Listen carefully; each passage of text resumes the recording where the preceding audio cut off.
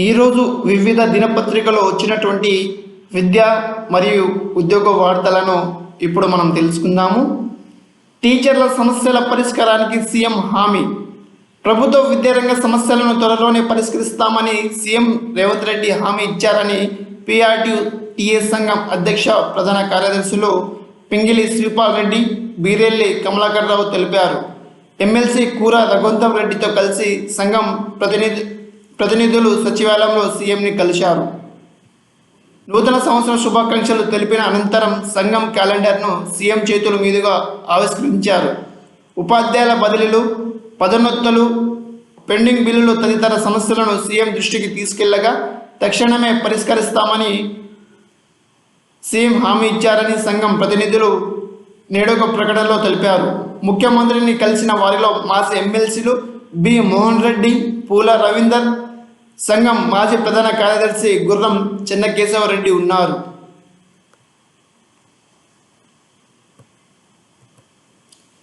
Job calendar సమాధి. నిరుద్యోగులకు నిలువున ఉంచిన జగన్. తెలుగు యువత వినూత్న ప్రదర్శన.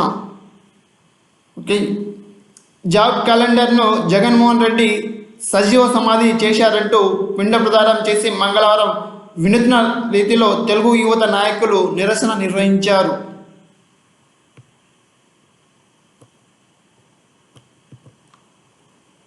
మెరిట్ లిస్ట్, మరో టెస్ట్.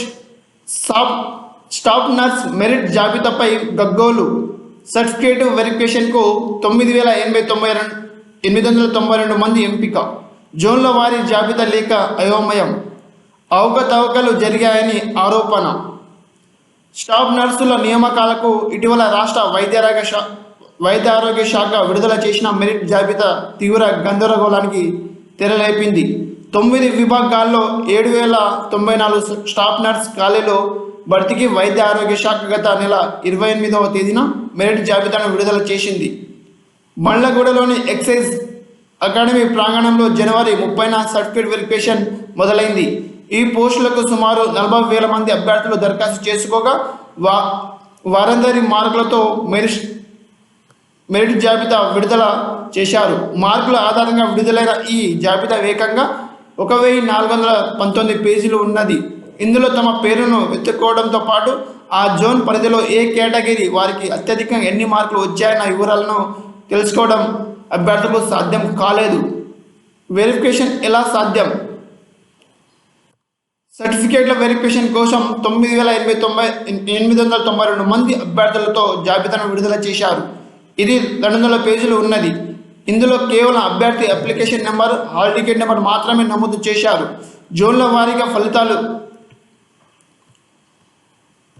ఇవ్వలేదు. కనీసం అభ్యర్థుల హాల్ టికెట్తో పాటు జోన్ల రిజర్వేషన్ కేటగిరీ లాంటి వివరాలేమీ లేవు. దీంతో ఒక్క హాల్ టికెట్ నెంబరు 1,419 పేజీల మెరిట్ లిస్టులోని వివరాలతో చెక్ చేసుకోవాల్సి వస్తుంది.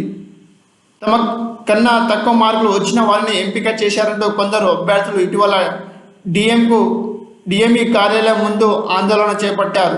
మరికొందరు స్టాఫ్ నర్స్ నియామకాల్లో అవకతవకలు జరిగాయని వైద్య ఆరోగ్య శాఖ మంత్రి దామోదర రాజనరసింహ దృష్టికి తెచ్చేందుకు ప్రయత్నిస్తున్నారు. ఇప్పటికైనా జోన్లు, రిజర్వేషన్ కేటగిరీల వారీగా మెరిట్ సర్టిఫికేట్ల వెరిఫికేషన్ జాబితాలను విడుదల చేసి తమ అనుమానాలను నివృత్తి చేయాలని కోరుతున్నారు. 52 మార్కులు వచ్చిన మెరిట్ లిస్టులో తమ పేరు లేదని ఒక విద్యార్థిని అతను తెలపడం జరిగింది. సెలక్షన్ లిస్ట్ మాత్రమే జోన్లు, కేటగిరీల వారీగా ఇస్తాం.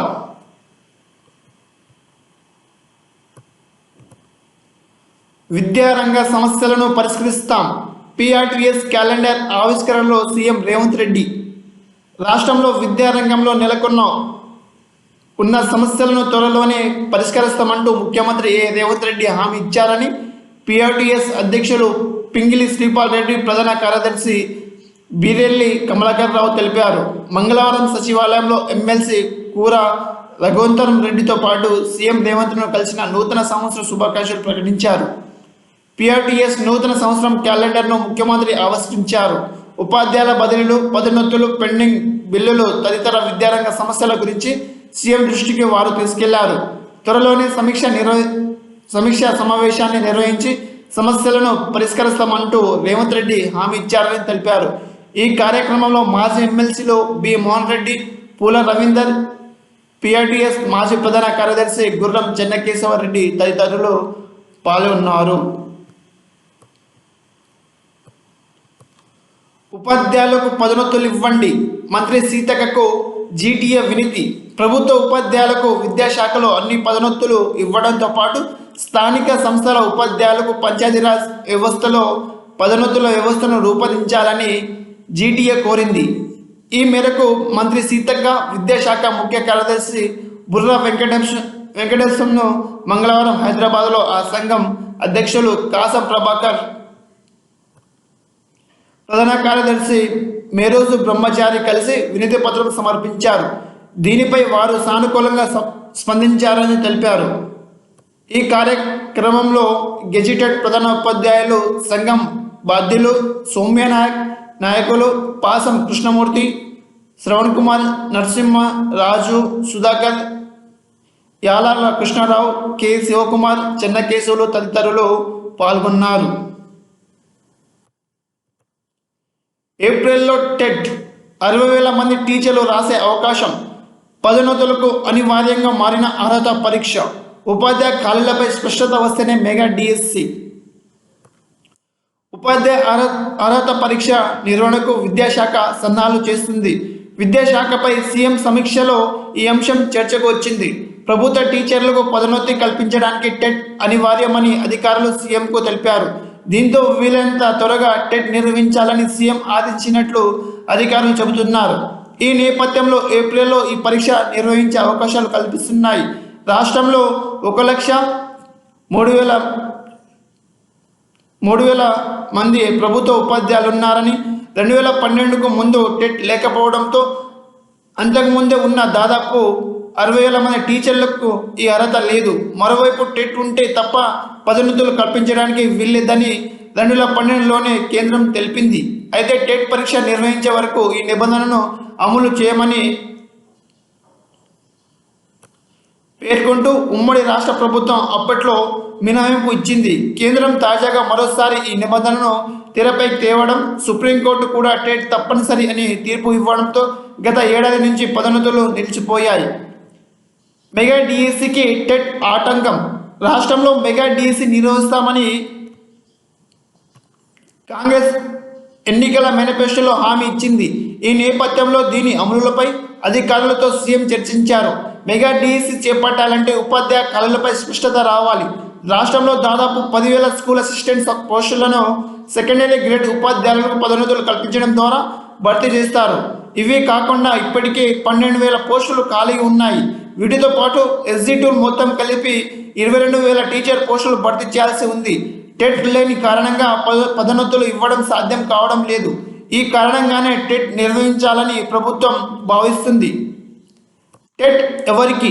రాష్ట్రంలో సర్వీస్లో ఉన్న వారికి డిపార్ట్మెంట్ టెస్ట్ మాదిరి ప్రత్యేకంగా టెట్ పరీక్ష నిర్వహించాలని టీచర్లు కోరుతున్నారు. వీరితో పాటు బీఎడ్, డిఎడ్ పూర్తి చేసిన వాళ్ళు కూడా ఈ పరీక్ష రాస్తారు. ప్రైవేటు స్కూళ్లలో పనిచేయాలన్న టెట్ తప్పనిసరి కాగా ఏడాదికి 2 సార్లు టెట్ చేపట్టాలని ప్రభుత్వం నిబంధనలు చెబుతున్నా ఇది అమలుకు నోచుకోవడం లేదు. ఇప్పుడు సర్వీస్లో ఉన్న వారికి విధిగా టెట్ నిర్వహించాల్సిన పరిస్థితి నెలకొవడంతో అందరికీ కలిపి సాధారణ టెట్ నిర్వహించాలని విద్యాశాఖ ప్రభుత్వానికి నివేదించింది.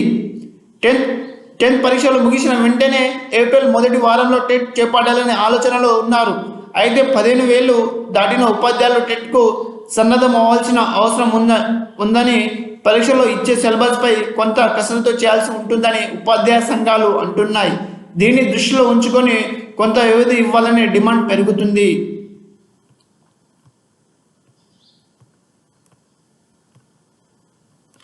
ప్రత్యేకంగా ఉంటేనే బాగుంటుంది, టెట్ అంటే ప్రత్యేకంగా నిర్వహిస్తేనే బాగుంటుందని మనకు చావారవి టీఎస్యూటీఎస్ రాష్ట్ర ప్రధాన కార్యదర్శి గారు, టెట్ వీలైనంత త్వరగా చేపట్టడం మంచిది.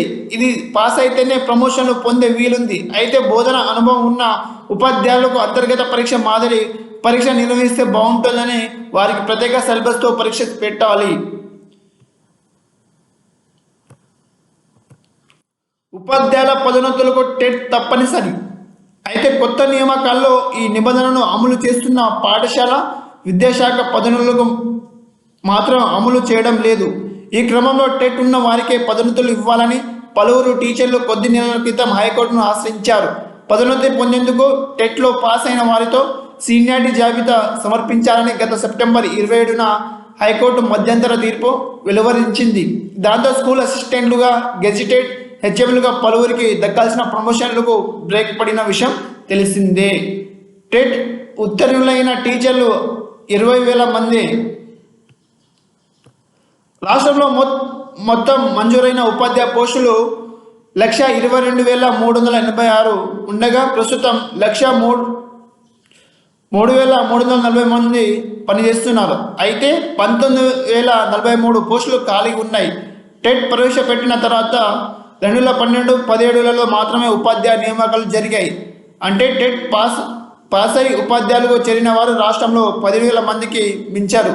దానికి తోడు మరో 11,000 మంది 1996, 98, 2001, 2002, 2003 డిఎస్సిలో నియమితులైన వారు స్కూల్ అసిస్టెంట్లు పోస్టులతో పాటు పదోన్నతులకు అవసరమని టెట్ రాసి ఉత్తర్వులు అయ్యారు. మొత్తానికి సుమారు 26,000 మంది టెట్ పాస్ అయిన టీచర్లు ఉన్నారు. అంటే ఇంకా 96,000 మందికి టెట్ అర్హత లేదు.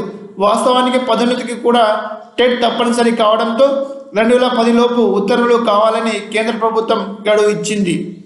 ఆ తర్వాత మరో 5 ఏళ్ళు గడువు పెంచుతూ పార్లమెంట్ ఆమోదంతో కేంద్రం ఉత్తర్వులు జారీ చేసింది. అయినా విద్యాశాఖ దాన్ని అమలు చేయలేదని టెట్ క్వాలిఫైడ్ టీచర్స్ ఫోరం కోశాధికారి పి రేవంత్ కుమార్ పేర్కొన్నారు. ప్రత్యేక టెట్ నిర్వహించాలి. ఉపాధ్యాయ కొలువులపై టీఆర్టీలో ప్రకటించిన ఖాళీలు 393. మెగా డిఎస్సి అయితే అవకాశాలు పెరుగుతాయని యువత భావాలు. ఉపాధ్యాయ కొలువులపై కొత్త ఆశలు. ఈరోజు కరీంనగర్ జిల్లాకు సంబంధించిన మనకు న్యూస్ రావడం జరిగింది.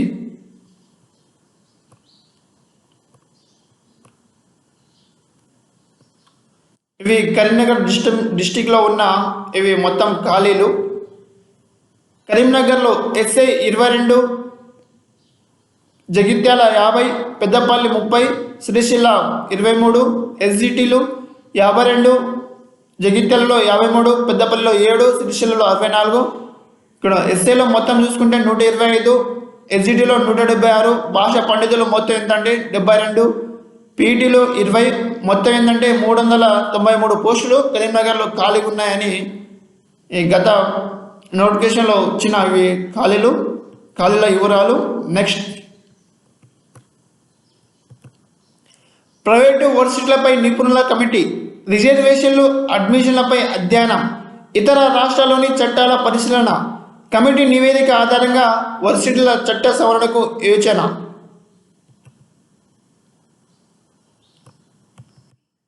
ఓకే ఫ్రెండ్స్, మనకు వివిధ దినపత్రికలో వచ్చినటువంటి ఇది మనకు విద్య మరియు ఉద్యోగ అప్డేట్స్. ఈ వీడియోను చివరి వరకు చూసిన మిత్రులందరికీ థ్యాంక్ యూ, ధన్యవాదములు.